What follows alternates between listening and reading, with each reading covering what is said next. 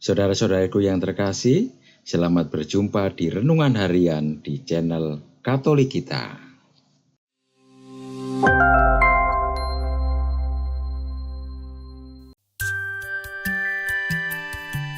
Hari ini, Sabtu, 13 Juli 2024, Pekan Biasa ke-14. Bacaan pertama.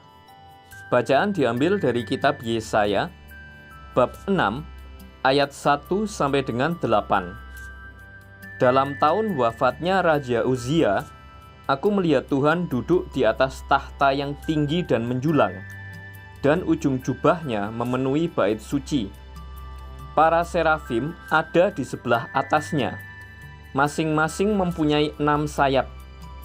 2 sayap dipakai untuk menutup muka mereka, 2 sayap dipakai untuk menutup kaki, dan 2 sayap untuk melayang-layang. Mereka berseru kepada yang lain, "Kudus, kudus, kuduslah Tuhan semesta alam. Seluruh bumi penuh kemuliaannya." Maka bergoyanglah alas ambang pintu disebabkan suara orang yang berseru itu, dan rumah itu pun penuhlah dengan asap. Lalu aku berkata, "Celakalah aku binasa. Sebab aku ini orang yang berbibir najis, dan aku tinggal di tengah bangsa yang berbibir najis. Namun mataku telah melihat Sang Raja, Tuhan semesta alam." Tetapi seorang dari para serafim itu terbang mendapatkan daku. Di tangannya ada bara api yang diambilnya dengan sepit dari atas mezbah. Ia menyentuhkannya pada mulutku serta berkata, "Lihat, bara ini telah menyentuh bibirmu, maka kesalahanmu telah dihapus dan dosamu telah diampuni." Lalu aku mendengar suara Tuhan bersabda, "Siapakah yang akan kuutus? Dan siapakah yang akan pergi atas namaku?" Maka aku menjawab, "Inilah aku, utuslah aku." Demikianlah sabda Tuhan. Syukur kepada Allah. Bacaan Injil. Bacaan diambil dari Injil suci menurut Matius, bab 10, ayat 24 sampai dengan 33. Pada waktu itu Yesus bersabda kepada ke-12 muridnya, "Seorang murid tidak melebihi gurunya, dan seorang hamba tidak melebihi tuannya. Cukuplah bagi seorang murid jika ia menjadi sama seperti gurunya, dan bagi seorang hamba jika ia menjadi sama seperti tuannya. Jika tuan rumah disebut Beelzebul, apalagi seisi rumahnya. Jadi, janganlah kalian takut kepada mereka yang memusuhimu, karena tiada sesuatu pun yang tertutup yang takkan dibuka, dan tiada sesuatu pun yang tersembunyi yang takkan diketahui. Apa yang kukatakan kepadamu dalam gelap, katakanlah dalam terang, dan apa yang dibisikkan ke telingamu, beritakanlah dari atas atap rumah. Dan janganlah kalian takut kepada mereka yang dapat membunuh tubuh, tetapi yang tidak berkuasa membunuh jiwa. Tetapi takutilah Dia yang berkuasa membinasakan baik jiwa maupun tubuh di dalam neraka. Bukankah burung pipit dijual seduit 2 ekor? Namun tak seekor pun akan jatuh tanpa kehendak Bapamu. Dan kalian, rambut kepalamu pun semuanya telah terhitung. Sebab itu janganlah kalian takut, karena kalian lebih berharga daripada banyak burung pipit.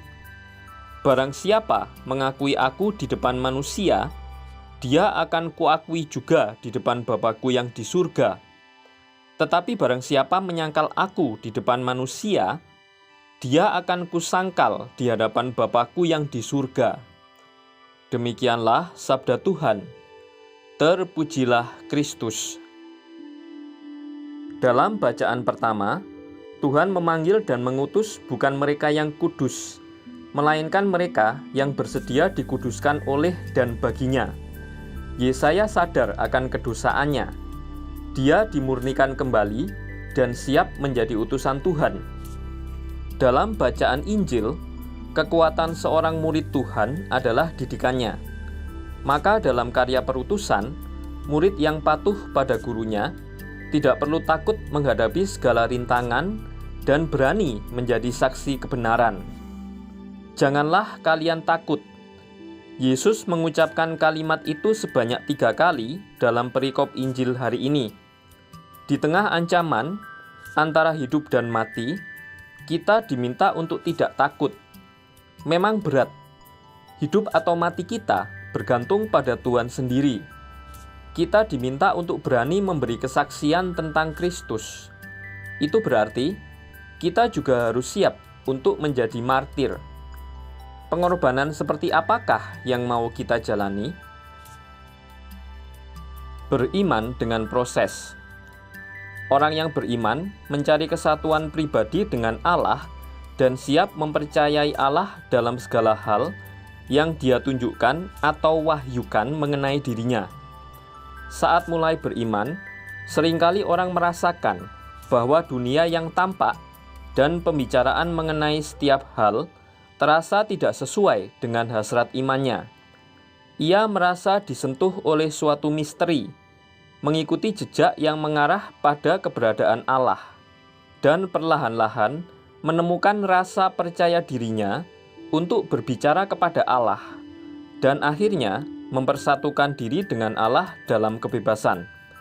Dalam Injil Yohanes dikatakan, tidak seorang pun pernah melihat Allah, tetapi anak tunggal Allah yang di pangkuan Bapa, dialah yang menyatakannya.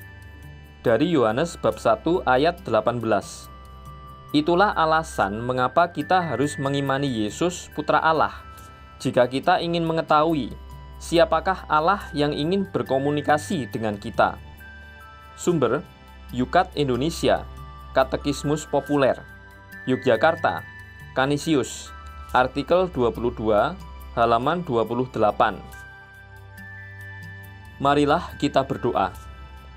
Allah Bapa yang Maha Kudus, Engkau memanggil semua orang untuk menjadi kudus.